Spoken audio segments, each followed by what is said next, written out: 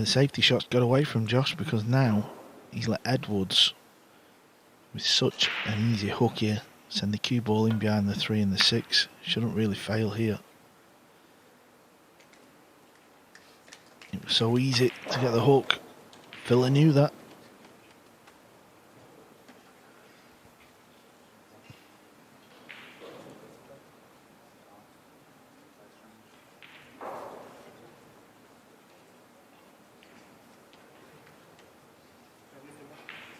Extension code.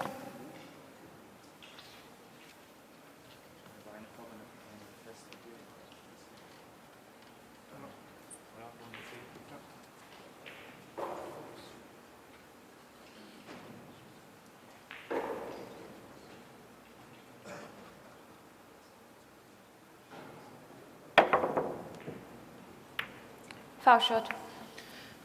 Well, the hook paid dividends, ball in hand, and from here the New Zealanders should strike first.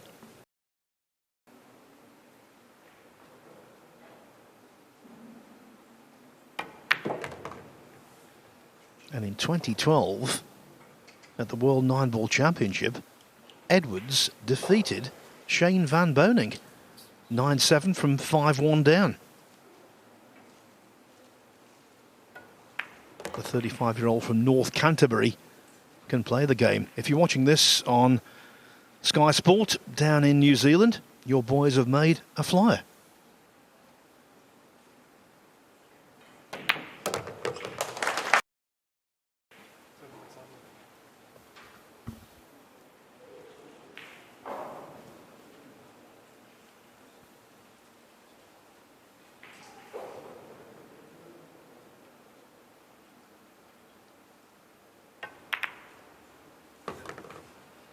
Did well there. It wasn't a given, but the rack now should be.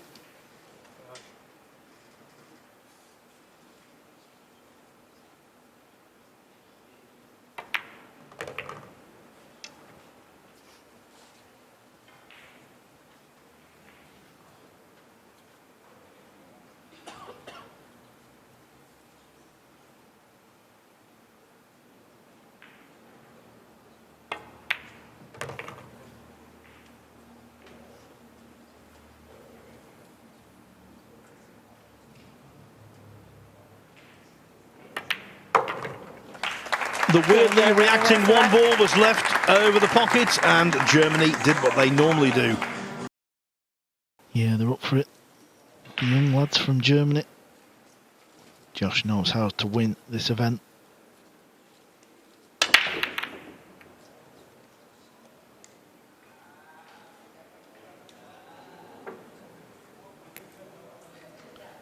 Dry break, and it looks like they've left quite an easy layout here. Let's have another look where the ball's finished. Yeah, it's not too bad. Clearly is a man on a mission.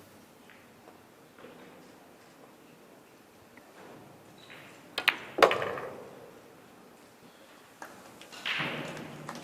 think they've just lost the cue ball though. If it's found the back rail, which it has done.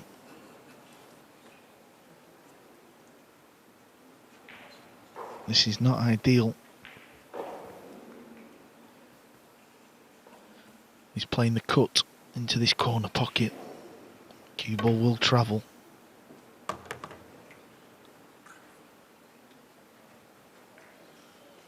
Edwards has got a little tester into the right centre. We saw Mika Immonen miss a shot not dissimilar to this afternoon, although he was playing with lots of side for shape. No shape needed on the 9. In it goes. So New Zealand have taken the first couple of steps to what would be a massive upset. Things can happen. If he hits it either side, may leave a shot. Oh wow, hit that very thin. He's scratched in the corner. Go in hand. Okay, New Zealand with a chance to go 3-1 up. Start the clock, please.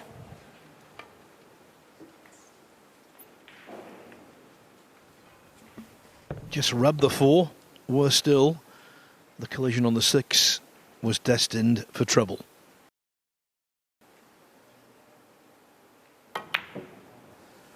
Oh no. Foul shot. Ball in hand.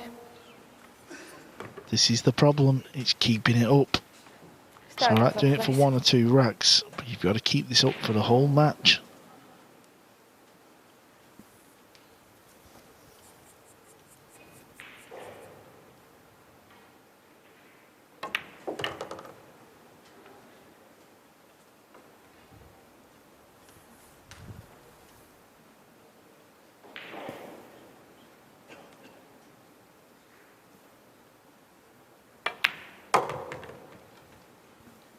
The 6 ball, just the kind of error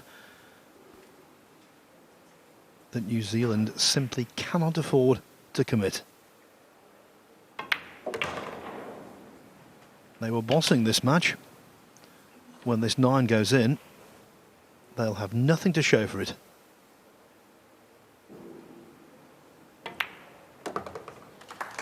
Two. Germany wins the rack. It is. A prime example of why 1/32 extension per rack is so invaluable. When you've got a decision like this to make and a complex shot ahead, that extension is priceless.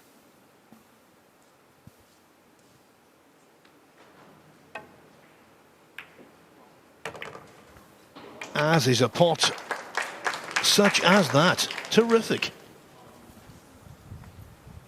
Kannst du auch. Kommen wir? Ja, ja, hierhin. Kannst du genau über 3 Banden raus. Ja, ich kann 3 Banden, ne? Ja, ja. Here's another look. Went in clean as well. The cue ball tells a story here, because I think Moritz was saying get me on the 4-9 combination. Here we go. 4-9 for the win. The 2-rack lead. It was the opening blue too from this young man who has given them this chance.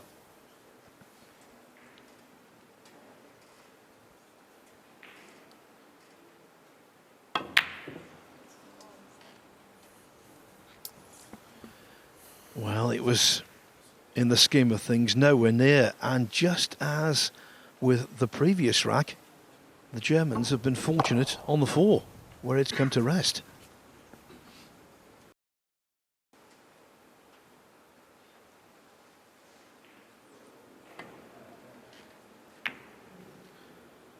This may go in off the 5. It hasn't. Ooh, and he's going to be able to pop this ball and roll the cue ball into that 5 because it was in an awkward position, the 5 ball. Still got to get this right. You're not guaranteed to have a shot on the 5. A lot of the racks, Phil. Extension code. All players are getting plenty of shots here in this match. Yes, it's scrappy. The exchange is fragmentary. That means, as Carl said, we're seeing all of the quartet.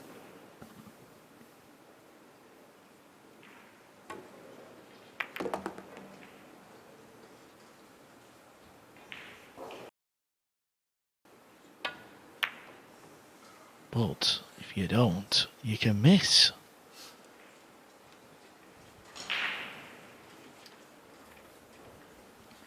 It wasn't a ball I expected to remain on the table.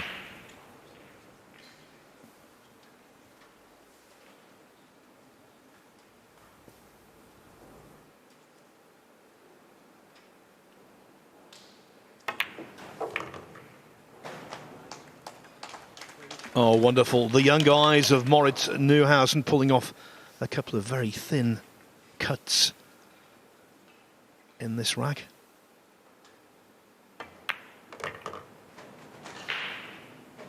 It's been tough going. But maybe Germany are starting to gain control. That's 3 racks in succession for them.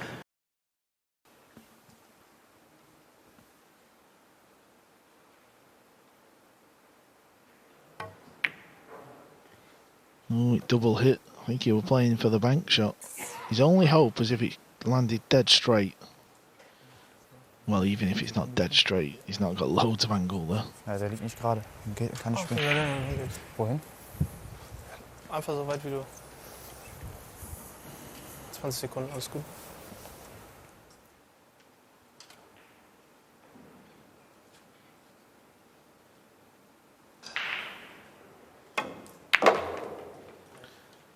Watch out, 6 ball.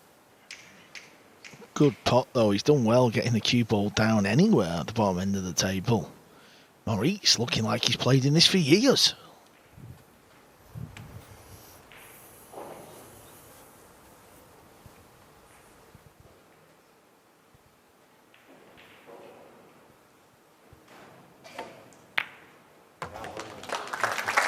Newhausen misjudged a possible combination on the 9 a little earlier, but there was no such mistake from eagle-eyed Joshua Filler. Well done. 5-2 to the Germans. That's now 4 racks on the trot.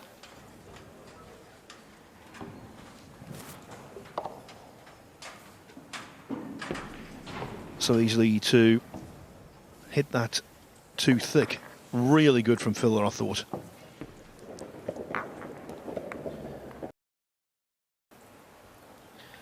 Kicked on, haven't they? Been let off, though, by the New Zealanders.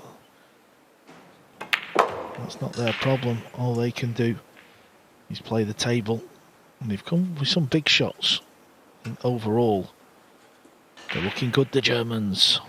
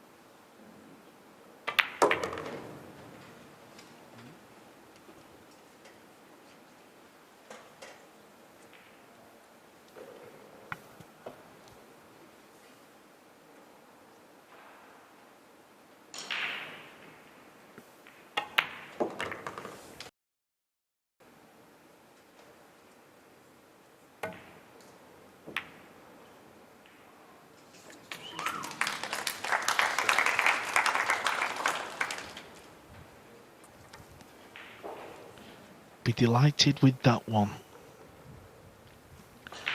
Still got to keep going. No, we say it all the time, 1 rack at a time, but it's true. It's not so much that the boys have got to get back to 6-6. I used to think that when I played, I used to think, well, this is a tall order, but now I watch a lot more. I feel like just get back to 6-4 and you're making the team think about it. Here's a chance. Ball in hand. Thinking about Matt Edwards, you know, I think his biggest impact in a matchroom event was the run to that quarter-final of the World Masters 4 years ago. And in the last 16, he was 6-3 down to Konrad Yuzushin. Had the wherewithal in the fight to win the last 4 racks. Don't write off New Zealand just yet.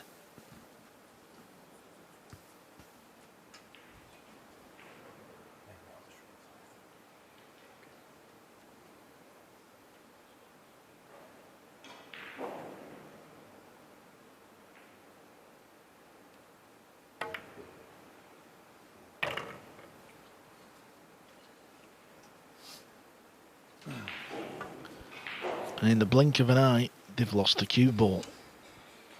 Should be nowhere near there.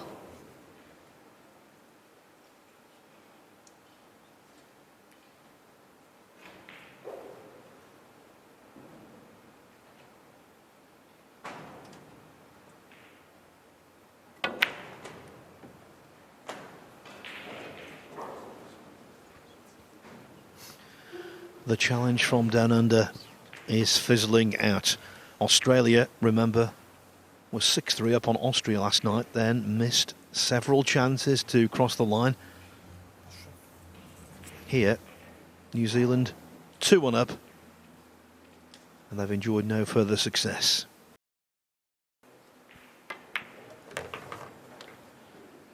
And it's going to be the young man in his first ever World Cup who's going to have the glory of bringing this match home.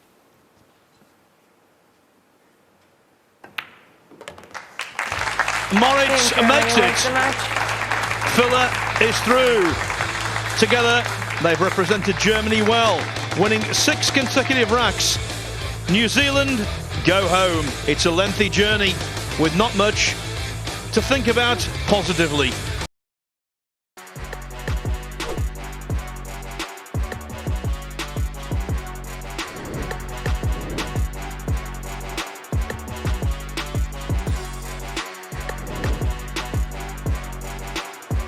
Hello, Nineball Pool fans.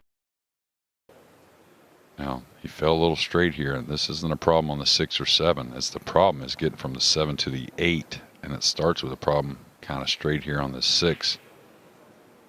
So he's going to try and get the cue ball off the rail as much as he can, but it's more about the angle and big problems there.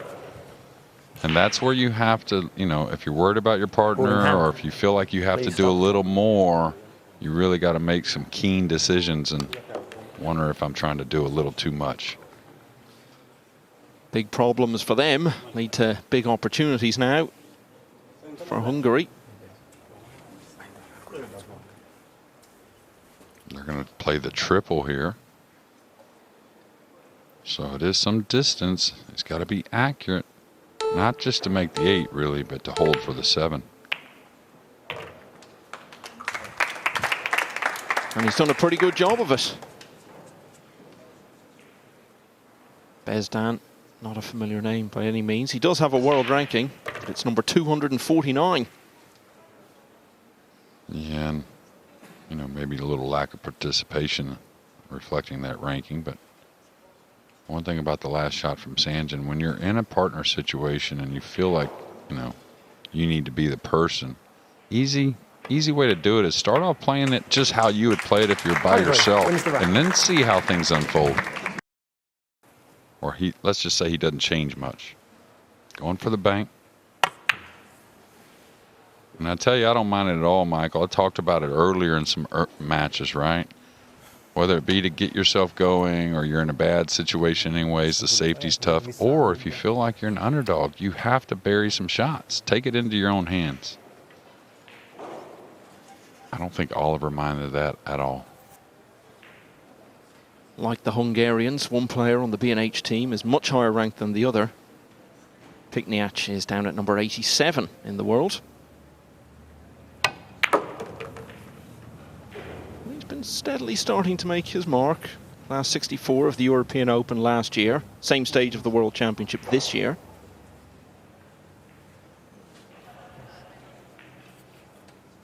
Yeah, just give them a little time, these youngsters, they can make leaps and bounds in the game, especially getting to play with the best in the world. Much cleaner delivery there from Sanjin.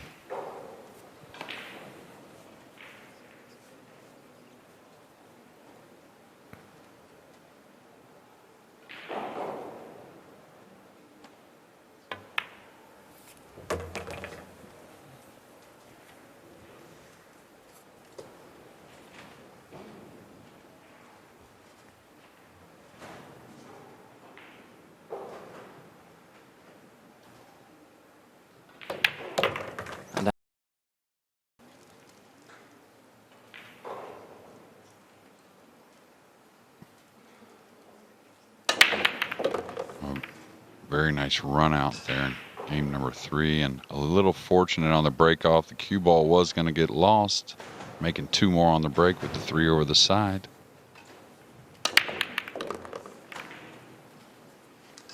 Friendly low kiss on the green 6. Extension code. Who's got a, you know, a heck of a chin, can handle a few things, but I mean, you want them both reasonable. But I think everyone's going to have ups and downs anyways. I think a couple years ago, Josh Filler probably kind of, you know, took him home, right, for that title for Germany. And I think if it was any other case, we may have seen his partner back in that position. So, you know, it's hard to say. Just a brief moment of anxiety there for Aydin Pikniak. Took the cue ball a little further than he would have intended, but doesn't make a great degree of difference.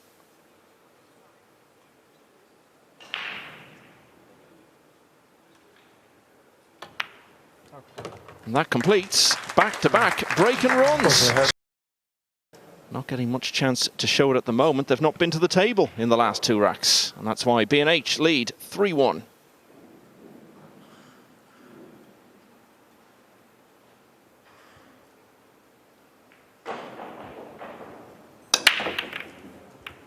Yeah, that's a problem there. Whether it goes one rail cross side or you dive it below the rack enough to open up the bottom 2 corners. That one's on Sanjin.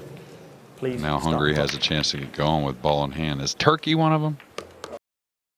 A little missable.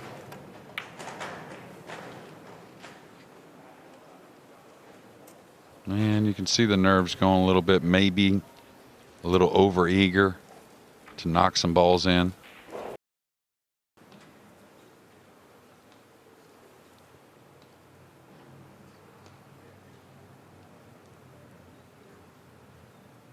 And probably an obvious statement, but ooh, that one squeaked home. And again, maybe not quite used to the slick table and the way the cue ball reacts, but you got to get, of course, comfortable with your partner. And I think all these teams are comfortable with their partner. I think maybe concentrate on getting comfortable with yourself a little bit.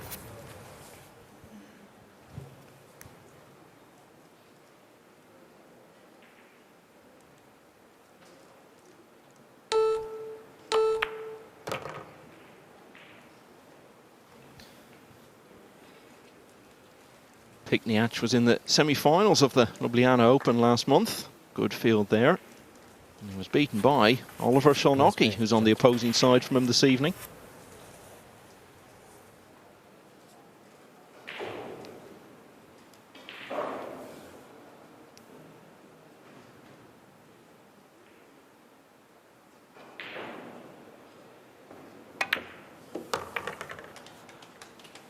You can see the tools, and you can see how similar the cue action is between the 2 players from B&H.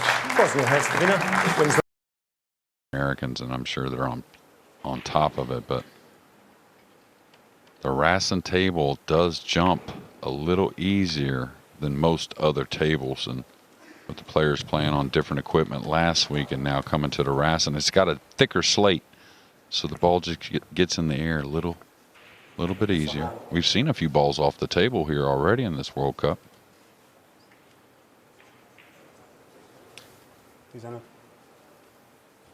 10 years ago, Hungary were quarter-finalists in this World Cup. foul stroke. 2 fouls. And it's looking less and less likely they'll get anywhere near that this time. Please start the clock. And we've seen 1 3-foul situation already, where 3 consecutive fouls by any player or team, rather playing 9-ball pool, is a loss of game. And that's mainly for like stalemate situations and stuff like that. That's where it really kind of came about. Like for instance, the 6-7, right? If there's balls in front of that, like who's going to attack there? And speaking of attacking, going for a 3-9 combo. Yeah, 3 fouls can bring an abrupt end to a rack. Combination like this does the job just as well. This for a 5-1 lead.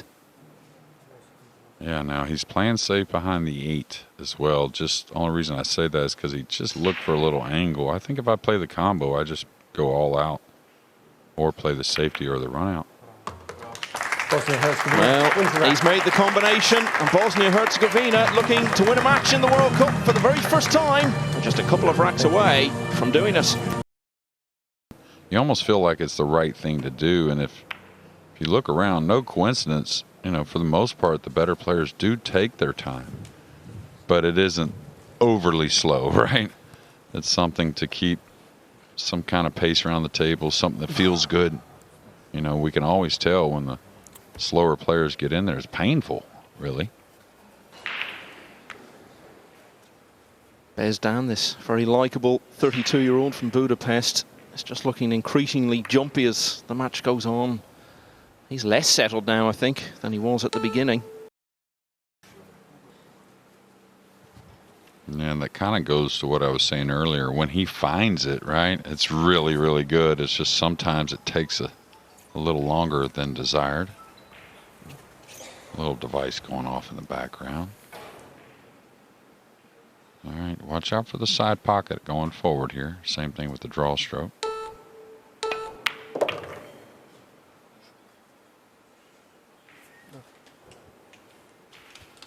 can see him drumming the table with his fingers there. So anxious about where that was going to finish up and where it has ended up. He's giving Sanjin Pelovanovic the ideal chance to go 6-1 up here. Hungary won the opening rack of this match. Bosnia and Herzegovina have taken half a dozen in a row since then. And all these mean a lot. Of course, they're up 6-1. They play Austria next if they go on to get out here and win this match. And Austria was in a real sweater and really, on paper, should have lost it. And I think they'd tell you the same thing. But definitely the complexion between the two teams quite a bit different if you think about Austria and then B&H here tonight. And if they do finish it here, it'll be very nice for Pikniak that he will get to pop the winning 9-ball. Pelovanovic, of course, has had big moments on big stages over the last couple of years. Pikniak, the less known and the less experienced of the two.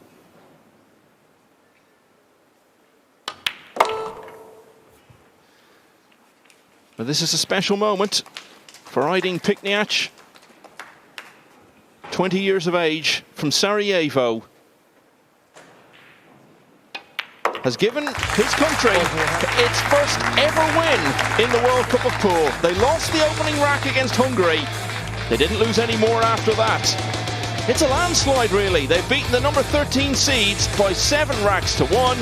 And we will see them again in the next round against the two-time winners, Mario He and Albin Ocean of Austria. Well done, B&H.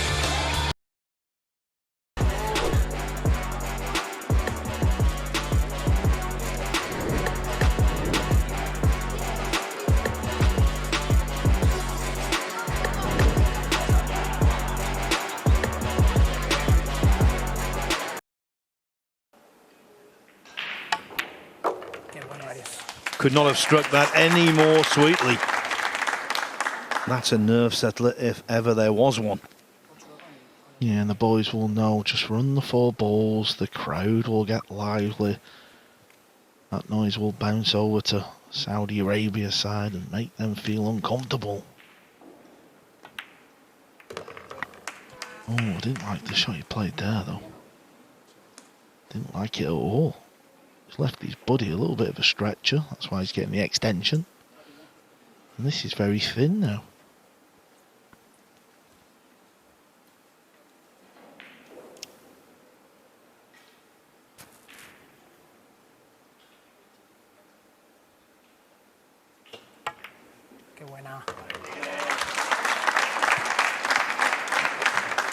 Well retrieved by Delgado.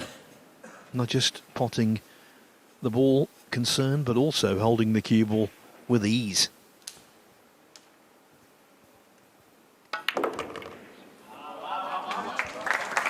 First rack. He's going to go to Spain B.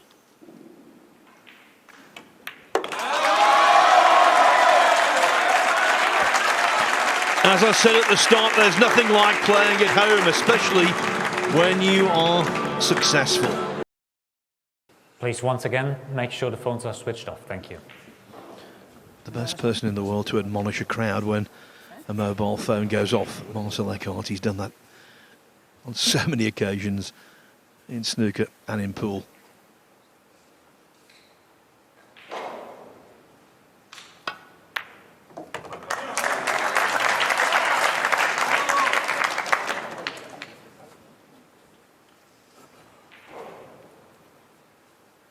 I'll tell you what, Carl, it's been a night of runaways so far.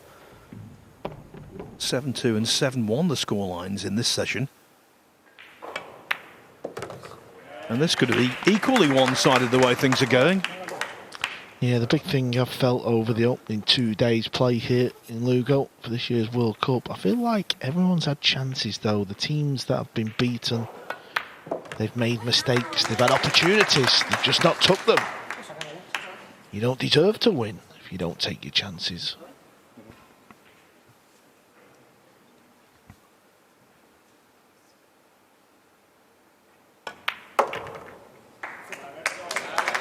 And the way it's fallen, Jose Alberto Delgado just keeps potting 9 balls. He will be potting this one.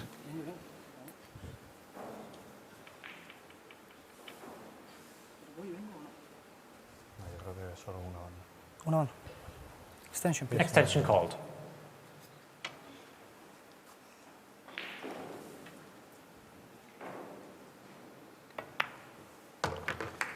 And when he does pot it, we're going to hear some noise. The crowd are loving this one.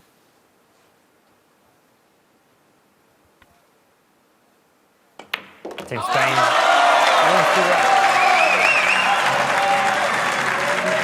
Viva España. We've seen the passion of Spanish pool fans before when we were down in Gibraltar. A few of the crowd wanted to clap there, then realised that the 2 was obscured by the purple 5. He's playing something though, Phil. Yeah, he's playing the kick and stick behind the purple 5. This is working out very nice.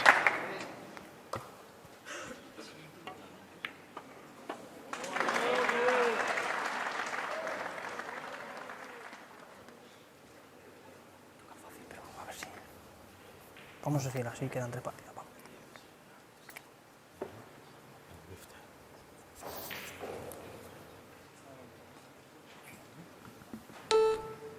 It Extension is called. the debut, of course, of Saudi Arabia in the World Cup of Pool, and what an introduction into the Lion's Den.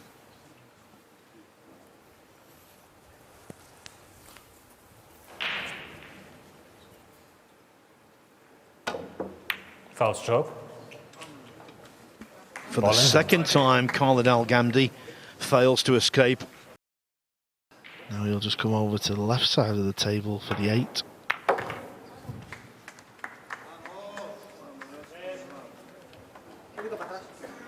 ¿Puedes llegar a donde estás? Sí. Pues déjala ahí. Maybe we should have called these Spain, eh, Phil? The way they're playing.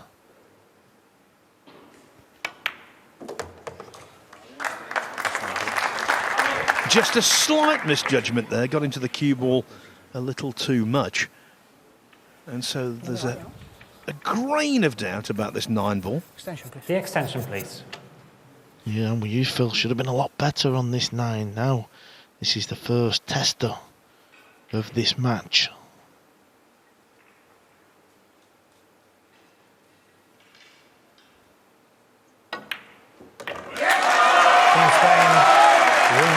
We had little faith, they had total faith.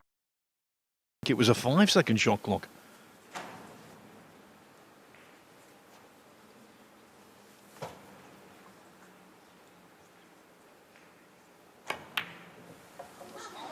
Yeah, he's just got too much nervous energy to play this game as he normally does. I agree with Carl. I've seen him play on an individual stage and he's not like this.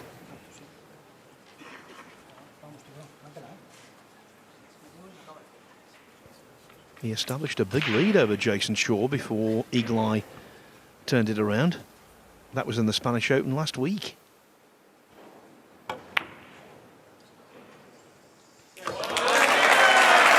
Good bank shot there from Delgado.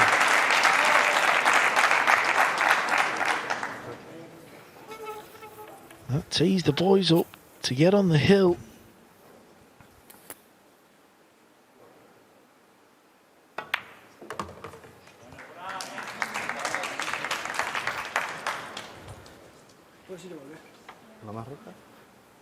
¿Vas a ir y venir o no? Sí. Sí, sí. Lo más recta posible. Vale. Venga, va.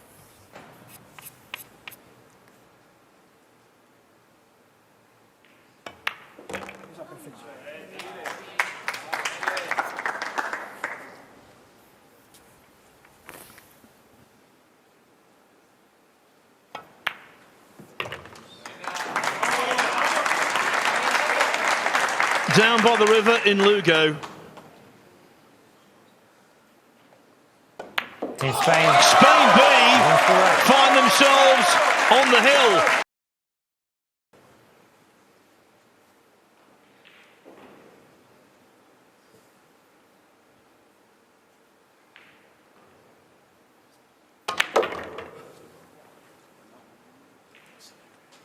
This needs to travel.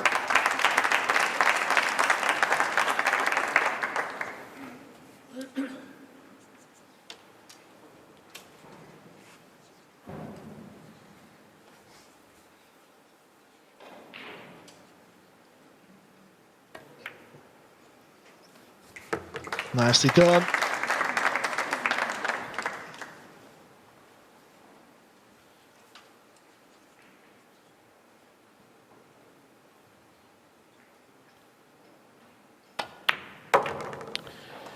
This is nice to see. This is for the first rack. Team Saudi Arabia. Yeah, really pleased to see that. The Saudi Arabians showing their true colours. They really can play this game. And if they can win another couple, who knows? Cautionary tale, Spain A were looking good against the Philippines in match 1 here yesterday. They led 5.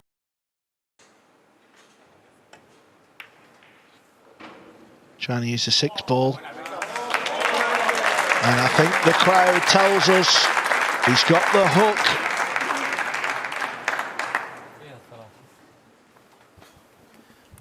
I think generally the Spanish defensive tactics early on in racks has been exemplary.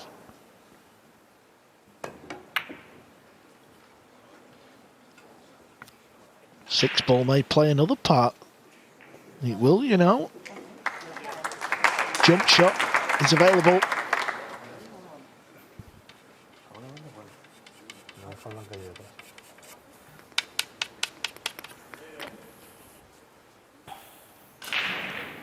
Yo creo que mejor si me la juego, ¿eh? Vale. Lo que veas. 12 segundos. You'll fancy going close to this one. Camino is flying high. What a shot. This is a chance for the match. If anything's designed to get a crowd going, it's a spectacular jump. Especially when the ball's spotted. Vamos a creer un poquito.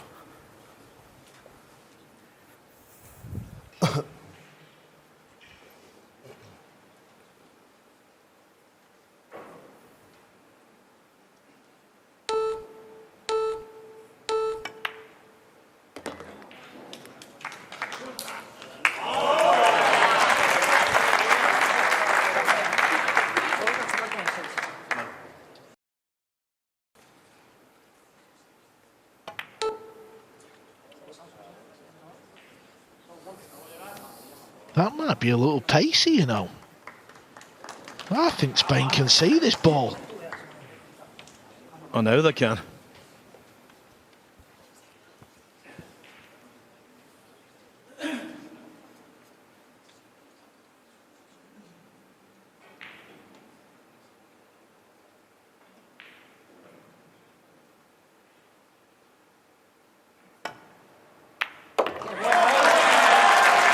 I'll tell you what, Delgado kept very still on that shot. His head didn't move, hardly at all. The cheers have started.